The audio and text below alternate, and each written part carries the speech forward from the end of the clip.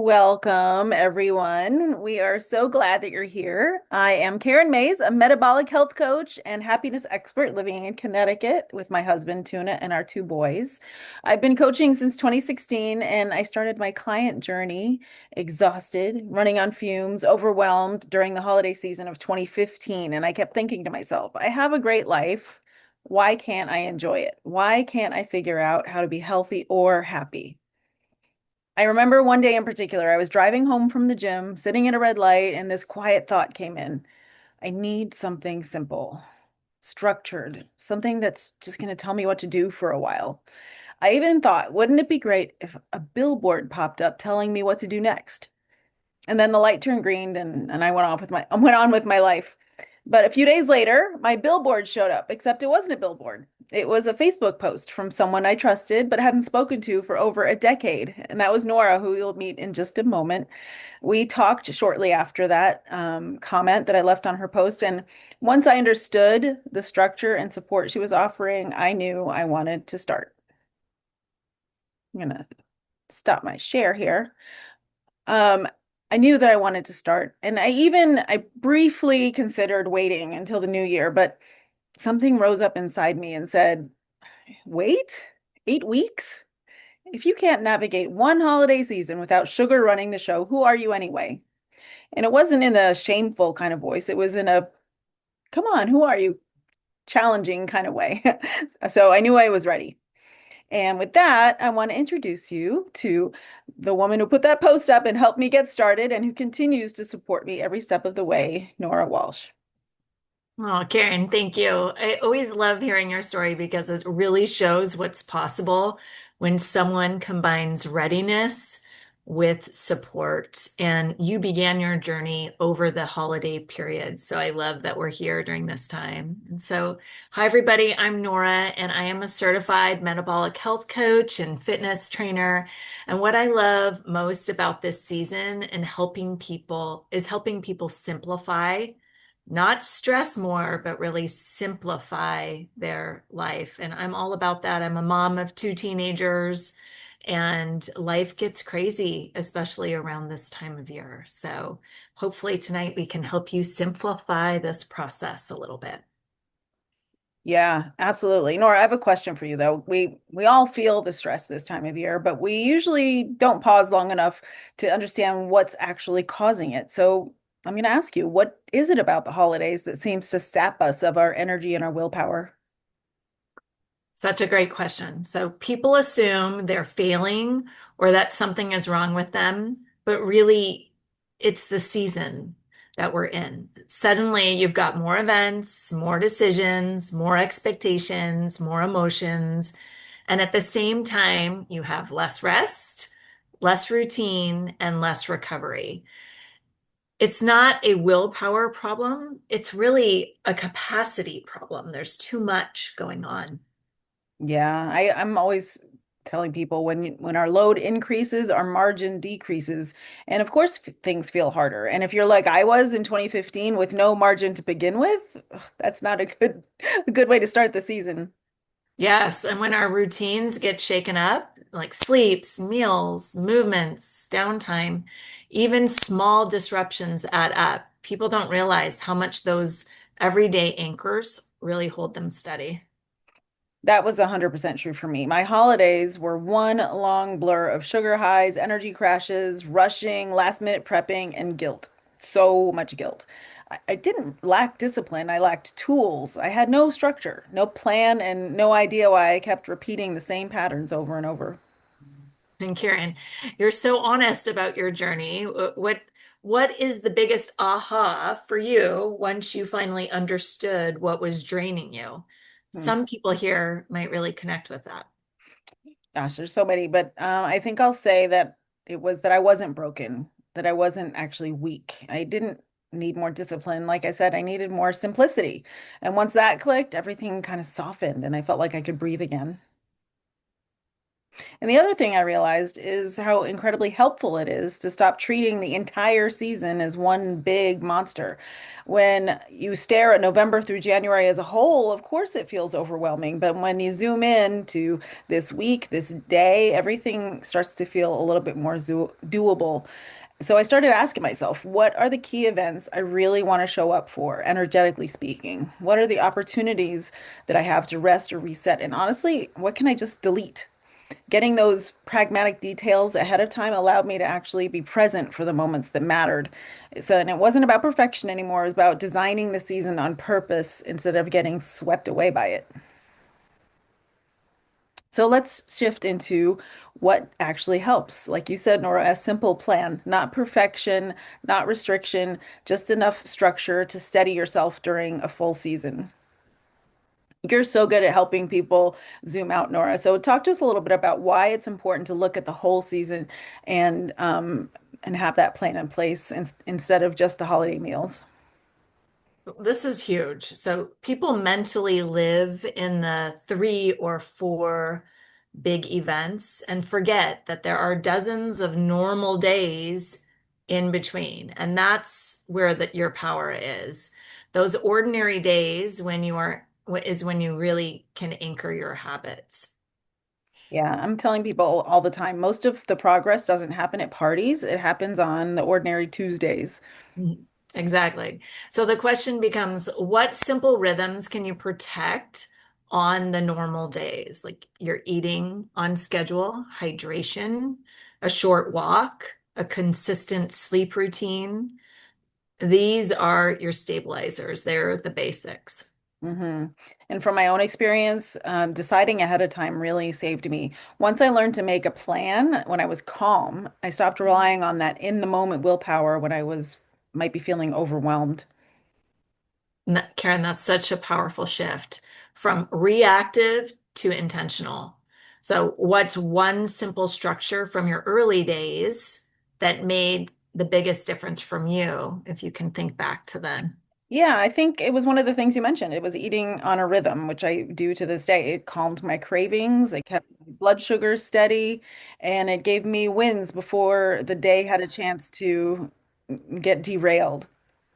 And another thing that saved me was movement, not intense workouts, but consistently moving and my sleep. Oh my gosh, sleep really changes everything.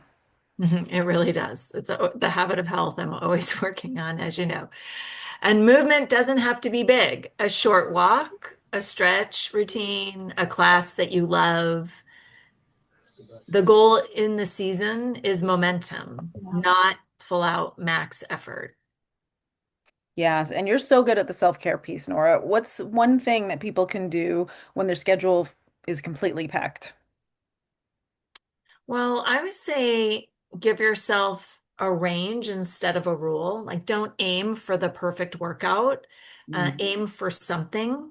That mindset keeps people in the game. I definitely feel like if we wait for the time to get done, there's too many things that come into play. So, like starting first thing in the morning and have that game plan, I think is key. I know I read something yesterday that said, like, do the boring, Mm. do everything at the like same time every day, right? So, if you wake up every day, you move your body every day, and you build that consistency over time, I think that's what really matters. There's no perfect time, no perfect place, no perfect workout outfit that you need.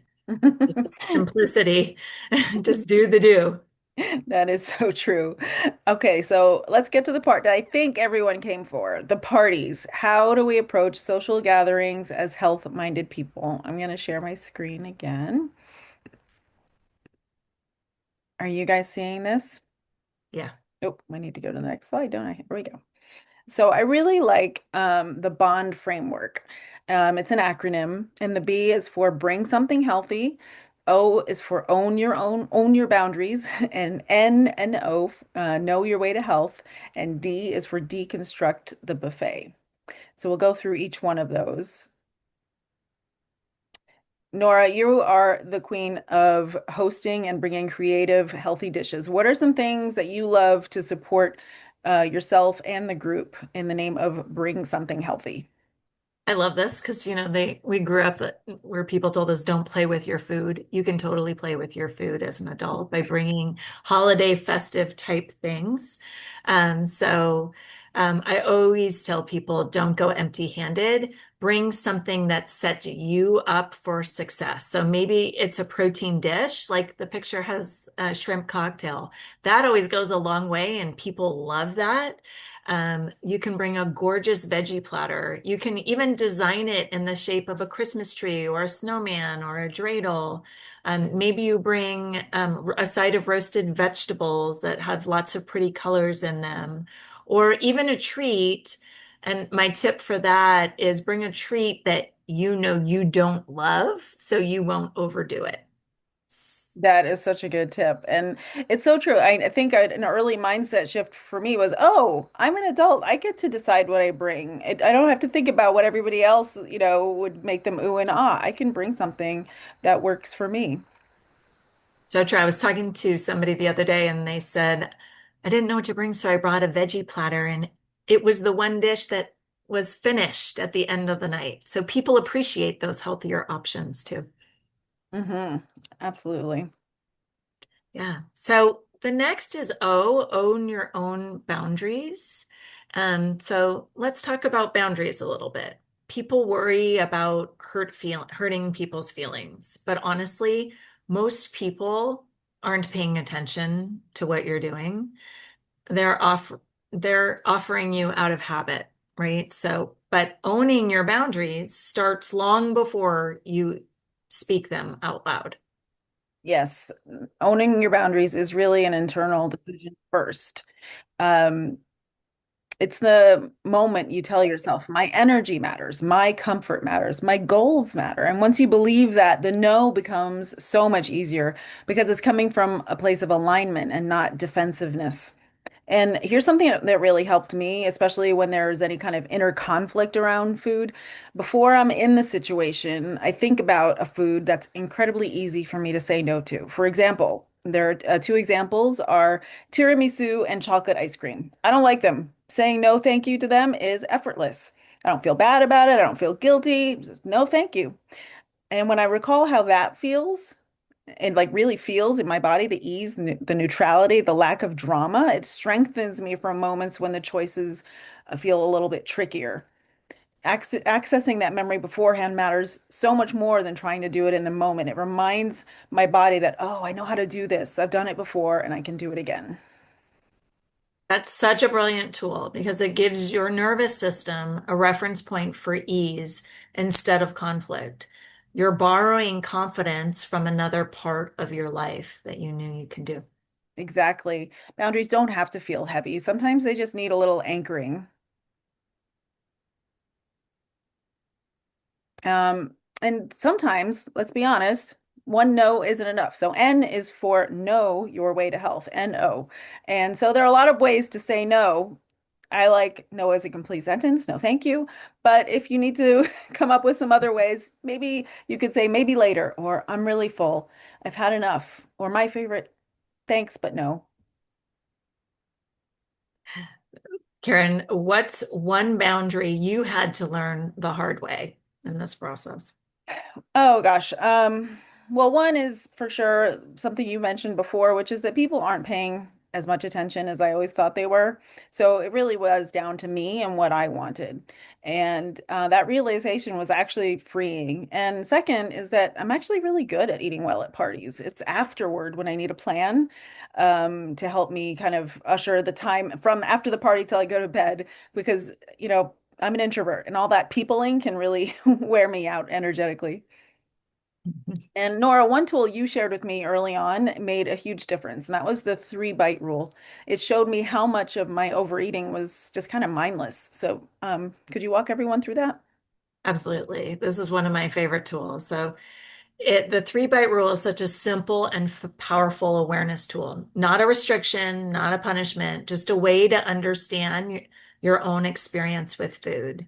We get over 90% of the sensory satisfaction from rich, sweet, or nostalgic foods in the very first 3 bites. So, bite one says hello. You have anticipation of what you're about to eat. You have the flavor, the joy of having it in your mouth. Bite two, you're savoring it. That's where the sensory peak is. And then bite three says goodbye. That gentle line between enjoyment and overdoing it. And after those three bites, the pleasure curve just drops dramatically. Your brain is done, but your hand might keep going out of habit or autopilot. 100%. And as you were saying that just now, I hadn't really thought about it before, but I think for me personally, probably 80% of it is the anticipation. And then the actual eating of it is, it just starts probably to crash right after that. And when you taught me that, I was honestly shocked. It never occurred to me that that was even possible. And so then I started to realize that I was continuing to eat long after the pleasure had faded. It was just mindlessness. And becoming aware of that was incredibly empowering.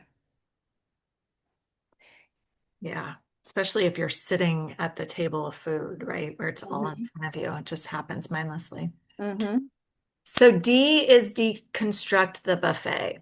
So my number one tip is to first look at everything on the table before you even pick up your plate.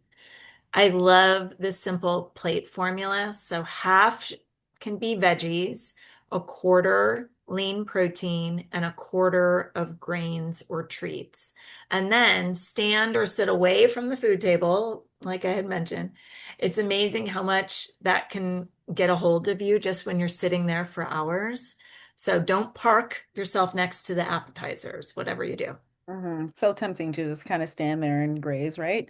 Mhm. And this is really where the three bite rule shines. A couple of tablespoons of that must have holiday food might be exactly enough for the experience that you want. And I love having the visual of this prioritized plate in my mind as I'm surveying a table. It really helps. And even if it doesn't look, perfect like this in real life, and it won't, I feel like I have something to aim for, and that helps keep me aligned. You still get the taste, the nostalgia, the enjoyment without tipping into the, oh, why did I do that territory? I get to decide what enough looks like. And let's talk about alcohol because it's part of the season. And rather pretending it's not there, we want to help everyone navigate through it in a way that supports your goals. Yeah. And here's the truth. The healthiest choice is always to skip alcohol, but the most realistic choice is to make alcohol intentional and not automatic. That distinction changed everything for me. It's not should I drink or not drink. It's if I decide to drink, how do I want to do it in a way that feels aligned and not accidental? Yeah. So here's a few tips that can help you. So, number one, decide ahead of time. Even I'm having one drink tonight removes a mental tug of war of what or how much you're going to drink. Choose clear alcohols. So vodka, gin, or light rum, they're around 100 to 120 calories and have zero carbs. Pair that clear alcohol with low or no cal mixers. So seltzer is a great option. Flavor seltzers are really good. Diet cranberry, unsweet tea, maybe even some fresh citrus like lemon or lime. Mhm. Sip real slow. So sipping slowly to let your drink be a part of the ambiance, not the activity. And then really hydrate intentionally. A glass of water between drinks is a huge game changer. So I do water or seltzer, and then an alcoholic drink, and then water again. And then if you choose to have another, you can have another. And here's one of my personal strategies because it's really helped me. I delay having a drink. I always start with seltzer and lime, and if I can put it in a pretty glass, even better. And here's the fun part. In the right glass, people might assume there's vodka or gin in there anyway. Who's to know? I sip it, I enjoy it, and a good amount of the time, I just stay with seltzer the whole night. Alcohol makes me tired, and I want to keep my energy up so I can enjoy the people I'm with. But starting with seltzer lets me check in with myself instead of reacting to the moment. That's such a good strategy. And so many people don't even realize how powerful that pause can be of starting with the seltzer. Karen, since you coach emotional eaters, what's one mindset shift around alcohol that really helps people stay aligned with their goals? I think opening up to the possibility or the reality that you don't need alcohol to belong, to relax, or even to just have fun. And just like with the food we talked about, a lot of people aren't even going to notice what's in your glass. And when you see those really pretty drinks online, the holiday drinks online, half of them are just seltzer with cranberries and rosemary anyway. You can fully participate in the moment without altering your brain chemistry if that's what supports your goals. Yeah, and whether you choose to drink or not, the goal is the same. Make the choice on purpose, not because of pressure, habit, or you're tired. People really don't care. I mean, I often say just have a drink in your hand, whether it be a water bottle or a seltzer, because when you're empty-handed is when people feel obligated to offer you something. So just having something in your hand can definitely help even avoid or distract from the situation where people are offering you just because you're empty-handed. And you just made me think of like, we talked about bringing food that's healthy. I'm the person showing up at the party with Pellegrino. And I'm always doing that. And the bottom line is alcohol is optional. Your energy is precious and you get to choose what supports the experience you want to have. Yeah, so just to review, we've got B is bring something healthy. O is own your boundaries. N is know your way to health. And D is deconstruct the buffet. So think about when you're entering, you want to bond. And when you want to go there, you want to bond with the people that are there. The parties are about the people, not about the food. So the bond just kind of helps you around the food. Yes, that was great, Nora. Thank you. Everyone, if you would drop your biggest takeaway from today in the chat, we would love to see what landed with you. And what are you going to take with you from today into your healthiest holiday season yet? Yeah, and just remember, this isn't about perfection in any way. It's really about navigating the season with intention, compassion, and support for yourself. Yes. And before we close, we want to leave you with a few affirmations that you can carry into this season. You can say them quietly to yourself as we read them. The first one is, I know how to be festive and healthy at the same time. I trust myself to make choices that feel aligned and supportive. I steward my energy and stay present with what truly matters to me this holiday season. And I give myself grace, meeting myself with the same kindness, patience, and support I offer to the people I love. That's a good one. I think I'm going to keep that one for myself. Before we sign off, we want to offer you two gifts, completely optional, no pressure, just support if you want it. We have a healthier holiday guide, which is a short PDF with simple strategies, swaps, and a few of our favorite recipes. And if you would like that sent to your email, put a one in the chat. And if you love a deeper conversation, maybe you want clarity, accountability, or someone to help you map out your next steps, put a five in the chat for a free coaching session. It's our gift to you this season. Truly, if you're feeling the spark, drop your number in. We'd love to walk alongside you. Thank you all so much for being here. If you have any questions or anything to share, please stay on and we'll be happy to hear that. And if you need to sign off now, thank you for being here and have an amazing holiday season. Make it a healthy one.